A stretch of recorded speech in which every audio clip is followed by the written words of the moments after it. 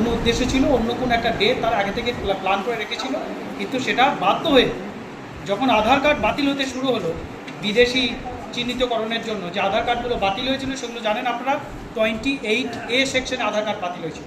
অর্থাৎ যাদের আধার কার্ড বাতিল হয়েছিল তারা বিদেশি চিহ্নিত হয়ে গেছিল, তাদের আধার কার্ড বাতিল হয়েছে। এই প্রেশারটা যখন গিয়ে এই মতুয়ার যারা মানুষ তার আগে যখন তাদের এই বিজেপি নেতাদেরকে উপরে যখন অ্যাটাক করলো, যখন হামলা করলো, তখন এরা সেই প্রেশারের ভিত্তিতে অমিত শাহকে বারবার বলে সেই আধার কার্ডগুলো এই মুহূর্তে বন্ধ করা বাতিল করলো এবং তাদের কথা মতো এই মুহূর্তে এই রুলটাকে তারা লাগু করলো 11ই মার্চ। এইটা সম্পূর্ণভাবে যে রুলটা তারা এতদিন ধরে লাগু করছিল না একটাই কারণে, তারাও জানে যে রুলটা যেদিন আমরা পাস করব, যেদিন আমরা লাগু করব, সেই দিন কিছু মানুষ হলেও এই রুলটা আসল কথা তারা জেনে যাবে যে এখানে কোনো নাগরিকত্ব পাওয়ার কথা নাই। এখানে যেটা আছে 31,313 জন, যে কথাটা লেখা আছে সেটা কিন্তু সবাই জেনে যাবে, কারণ মোটামুটিভাবে বাংলার মানুষ অনেকেই আছে যারা এটা নিয়ে গবেষণা করে, এটা নিয়ে কালচার করে, তারা জেনে যাবে।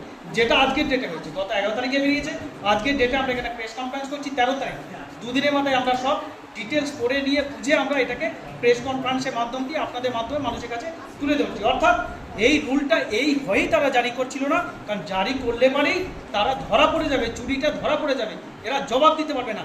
এখনো পর্যন্ত এই শান্তনু ঠাকুর, অসীম সরকার এখনো পর্যন্ত এই মিথ্যা চুরি তারা বাড়িতে মিষ্টি খাওয়াচ্ছে, তারা হই হট্টগোল বাঁধাচ্ছে যে সবাই নাগরিক হয়ে গেল। কিন্তু এখানে মানিকপুকি চ্যালেঞ্জ করেছে, আমি প্রথমেই চ্যালেঞ্জ করেছি যে এখানে নাগরিকত্ব পাবে এমন কথা কোথায় লেখা আছে? আমার কাছে আইন আছে, আমি আপনাদের প্রজেক্টরে দেখিয়েছি, আবার আমার কাছে আছে, সবাই জেরক্স নিয়ে যান। কোন জায়গায় লেখা রয়েছে যে এখানে নাগরিকত্ব দেওয়া হবে? এই সিটিজেনশিপ অ্যামেন্ডমেন্ট অ্যাক্টে নাগরিকত্ব দেওয়ার কথা বলা নেই। যেটা বলা আছে 31,313 জন যারা পাসপোর্ট ফরেনার একটা ছাড় পেয়েছে, তারা এই সমস্ত ডকুমেন্টস, বেশ কিছু লিস্টেড ডকুমেন্টস আছে, সেইগুলো যদিও দিতে পারবে না, যদি দিতে পারে তাহলে তারা আর অবৈধ অনুপ্রবেশকারী নয়। আর 31,313 জনের মধ্যে বাংলায় মাত্র 147। 13 জন ছাড়া আর সিটিজেন অ্যামেন্ডমেন্ট অ্যাক্টে আর কেউ আবেদন করতে পারবে না, তারা যা বললেন বুঝেছে। বাদবাকি লোকগুলো তাহলে কী করবে? বাদবাকি লোক, আমরা এখানে আইনের কথাটা বলতে পারি, আমরা কি হতে পারে আমাদের অ্যাজামশনটা বলতে পারি। তো আইনটা যেটা, সেটা হচ্ছে আমরা যে এনআরসিকে সবচেয়ে বেশি ভয় করেছি, এনআরসিকে সবচেয়ে যেটা ভয় করে আমরা বারবার বলেছি no NRC, no NRC, no NRC. আসলে আমাদের দেশের সবচেয়ে ভয়ঙ্কর আইন হলো 1920 সালের পাসপোর্ট অ্যাক্ট, 1946 সালের ফরেনার্স অ্যাক্ট। যখন কেউ বর্ডার পার হয়ে আসে তখন সে পাসপোর্ট অ্যাক্টের মধ্যে পড়ে যায়। দেশভাগে বলির সময় যখন দেশ ভাগ হয় তখন বর্ডার স্লিপ দিয়েছিল পাসপোর্ট অ্যাক্ট অনুযায়ী। এছাড়া সংবিধানের 6(b)তে বলা আছে 1948 সালের আগে থেকে যারা বাস করছে তারা স্বাভাবিক নাগরিক, 1948 সালের পরে যারা ঢুকবে তাদের নাগরিকত্ব সার্টিফিকেট নিতে হবে। 1955 সালে নাগরিকত্ব আইন হয়েছিল তাদের জন্য, যারা বৈধ পথে ভারতে ঢুকেছিল তাদের জন্য। অর্থাৎ যারা পাসপোর্ট ভিসা নিয়ে ভারতে ঢোকেনি, তারা অবৈধ অনুপ্রবেশকারী, তাদের জন্য কোনো সিএ নেই ভারতে, তাদের জন্য কোনো সিএ তৈরি হয়নি। সিএ 2019-এ 3-14 ক এনআরসি। তাহলে এনআরসিতে মানুষ বিপদে পড়ার আগে, অনেক আগে পাসপোর্ট বা ফরেনার্স অ্যাক্টে বিপদে পড়ে গেছে। 2003-এ বলেছিল যে 1948 সালের 19 জুলাই পরে যারা ঢুকেছে তারা অবৈধ অনুপ্রবেশকারী, তারা কোনোদিন নাগরিকত্বের আবেদন করতে পারবে না। এমনিতেই অবৈধ অনুপ্রবেশকারীদের ছেলেমেয়েরা নাগরিকত্ব পায় না।